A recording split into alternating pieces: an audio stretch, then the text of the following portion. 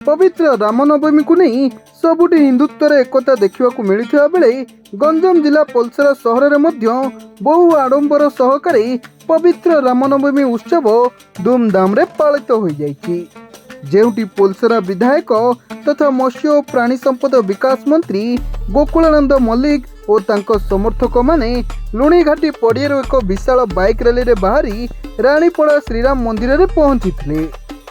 एपरिकी शह शह bike rally रे जय श्रीराम ध्वनि प्रकम्पित हेउथला, जहाँ प्रत्येकटी सनातन हिंदू हृदय रे अद्भुत आध्यात्मिक उत्साह और एकतार भावना जागृत करुथला।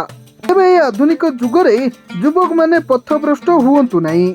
मर्यादा पुरुषोत्तम भगवान श्रीरामको भली नीति आदर्श और सत्य को नहीं एही धर्मर पथरे आगु को बढ़िबा को हेबो बोली मंत्री गोकुलानंद मल्लिक निज प्रतिक्रिया रे प्रकाश करथिले।